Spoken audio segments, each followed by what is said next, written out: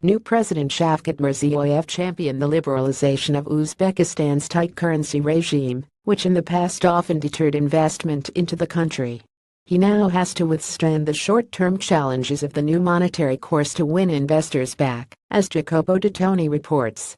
Uzbek President Shavkat Mirziyoyev has rolled back years of tight foreign exchange controls to overcome one of the major hurdles to foreign investment into the country. Uzbekistan's currency regime lies at the heart of a rigid capital control structure engineered by former President Islam Karimov to promote the development of local industries over foreign competition, even at the cost of international isolation. But it has become increasingly dysfunctional in recent years, when the difference between the official rate of the Uzbek som and the street som available on the black market widened with the end of the commodity supercycle. Mr. Mirziyoyev ended this in early September, when he announced the liberalization of the exchange rate. This sent the official som rate through the floor as the divergence with the black market closed almost overnight, but stirred a rare, if cautious, agreement among foreign observers. This measure clears the way for many of the fraud and corruption risks typical of a system that, at some point, had as many as 4 different exchange rates: the central bank rate, the exchange booth rate, the Uzbekistan commodity exchange rate and the black market rate, said Tim Stanley, senior partner for Risks at Risk Consultancy Control Risks.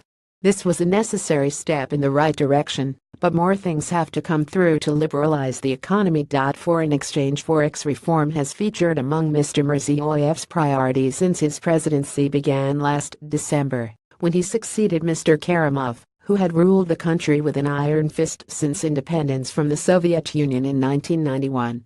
It took the new president about 9 months to make forex reform a reality. One of the priority directions of the state economic policy in the area of further liberalization of foreign exchange market is the exclusive use of market mechanisms in setting the national currency rate in relation to foreign currency, said a note published on the governmental website on September 5. The measure prompted an immediate 92.4% devaluation of the som as the currency quickly moved towards to its real market value, which the black market had been reflecting for months.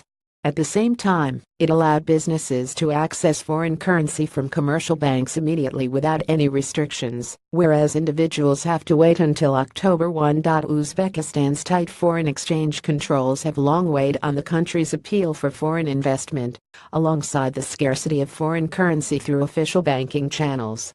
Importers have reportedly had to wait for weeks before being able to convert som into hard currency and face rigid profit repatriation rules.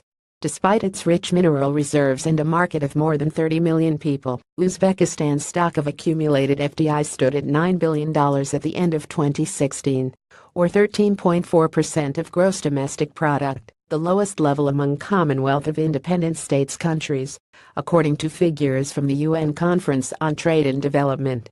The forex reform will not change things overnight. It's really major reform, but it will take time for investors to overcome years of mistrust, said Mr. Stanley. Mr. Mirziyoyev has demonstrated a commitment to follow up on his promises to modernize and liberalize the economy.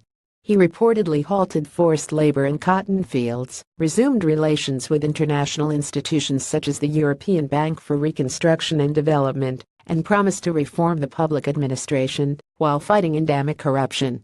Yet he remains entangled in the power struggle between reformists and conservatives that erupted as a consequence of Mr. Karimov's death. Members of the Uzbek State Security Services allegedly plotted to assassinate him a few days after the foreign exchange reform.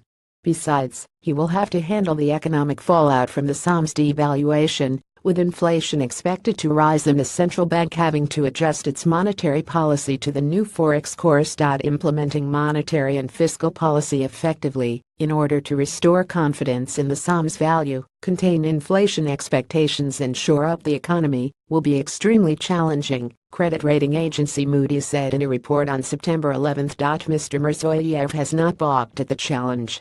After 9 months in power, his presidency already hinges on the success, or failure, of his gamble. This article is sourced from FDI magazine.